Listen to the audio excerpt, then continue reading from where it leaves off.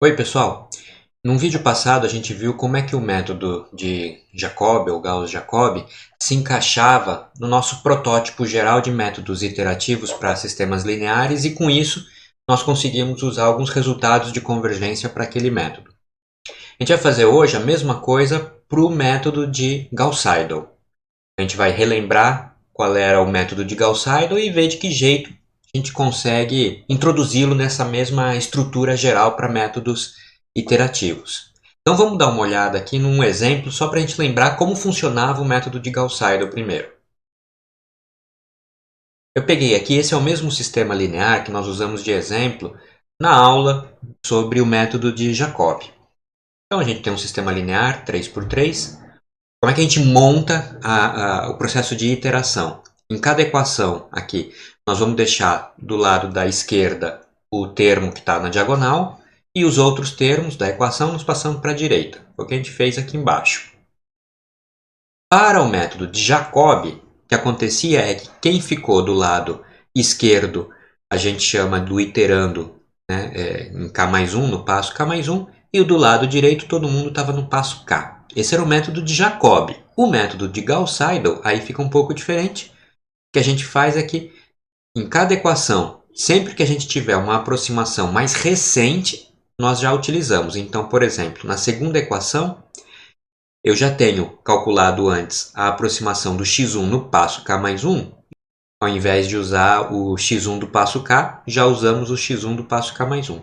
Na terceira equação, já vamos usar o x1 e o x2 do passo k mais 1, porque eles já foram calculados antes. Bom, bem simples de montar, então, a iteração do método de Gauss-Seidel. Vamos encaixar isso agora na nossa estrutura geral para métodos iterativos. Para isso, a gente tem que lembrar aquela ideia que nós tínhamos visto algum vídeo atrás sobre splitting de matrizes. Como é que a gente pega uma matriz e reparte em soma de matrizes. Vamos dar uma olhada lá. Então, relembrando, a gente tinha a matriz A e essa matriz nós vamos separar numa soma de matrizes. Vou chamar a parte triangular inferior de L, a diagonal de D e a parte triangular superior de U.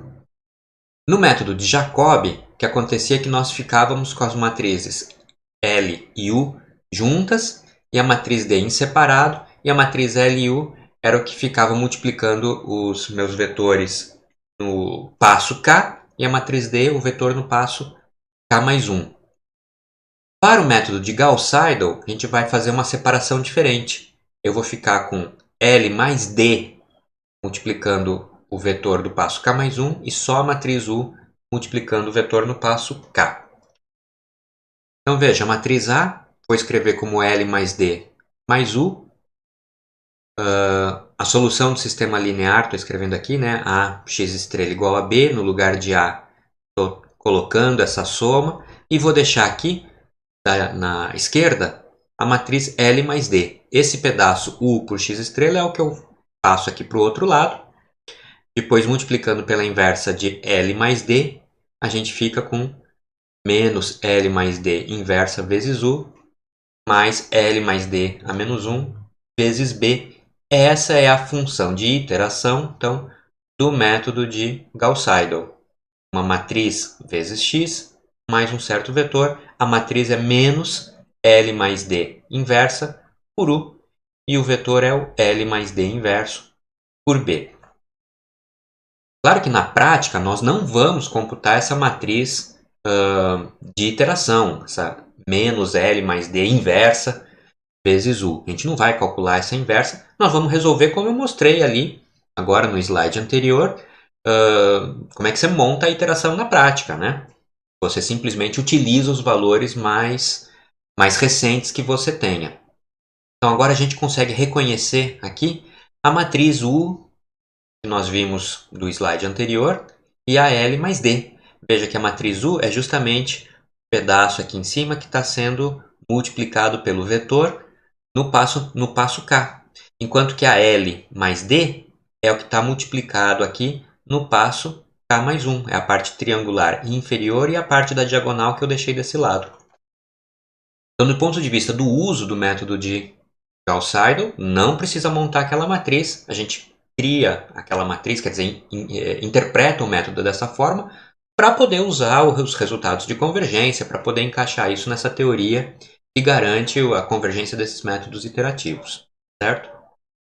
Usando essa matriz de iteração do Gauss-Seidel, é possível também criar um resultado de convergência específico para o Gauss-Seidel. Fazendo uma análise parecida com o que foi feito para o método de Jacobi, lá a gente tinha conseguido que o método de Jacobi era garantidamente convergente se a matriz fosse diagonalmente dominante por linhas, e esse resultado vale também no caso do Gauss-Seidel. Se a matriz for diagonalmente dominante por linhas, o método de Gauss-Seidel também é convergente. Mas aqui a gente consegue um resultado até um pouco mais fraco. A matriz não precisa ser exatamente diagonalmente dominante por linhas, mas basta que ela satisfaça um outro critério, que chama-se critério de Sansefeld. Eu não vou entrar nos detalhes deste critério aqui, sai de analisar essa matriz de iteração, tentar calcular a norma dela e ver que condições são suficientes para garantir que a norma dela seja menor do que 1. Outros critérios de convergência também são possíveis para o método de Gauss-Seidel. Para citar um deles, se a matriz for a matriz original, né, for simétrica e definida positiva, o método de Gauss-Seidel também é convergente, com certeza. Tá bom? E para finalizar agora, vamos ver o mesmo exemplo que nós tínhamos usado antes no vídeo de Jacobi. Vamos ver aquele também no caso do Gauss-Seidel. Então está aqui nossa iteração de Gauss-Seidel, nesse mesmo exemplo, né? Assim como antes, vou chutar aqui como vetor inicial o vetor 6, 3, 8. A gente já tinha calculado o resíduo, né? O A por x0 menos B na norma infinito. Esse valor dá 46. Logo, o x0 está longe de ser a solução. Na solução, claro, isso aqui deveria dar zero. Né? Vamos fazer uma iteração do Gauss-Seidel. Esse é um novo vetor, então peguei o x0, coloquei aqui em cima. Veja, com o x0, com o vetor x0, eu posso resolver essa primeira equação. Eu não posso resolver a segunda ainda, porque a segunda depende do x1, que não foi computado aqui ainda. x1 da iteração 1. Né? Então, com o x0, nós descobrimos o valor do x1.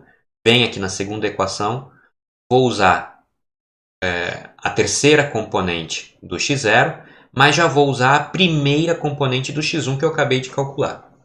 Assim descubro o x2 da iteração seguinte, né? E usando tanto o x1 e o x2 novos, a gente já consegue também calcular o x3 da nova iteração. São esses valores que estão aqui. O resíduo nesse novo vetor é 20,4 e eu posso calcular o passo, o quanto que eu me desloquei do vetor x0 para o vetor x1, foi 10,2 na norma infinita. Então dei um passo bem grande, né? Do x0 para o x1. Mais uma iteração. Pego agora estes valores, vamos usar aqui. Descobri um novo x1, é esse 0,54. Usando o valor de x3 do vetor antigo, mais já o x1 novo, vamos calcular um novo x2, é este 0,32.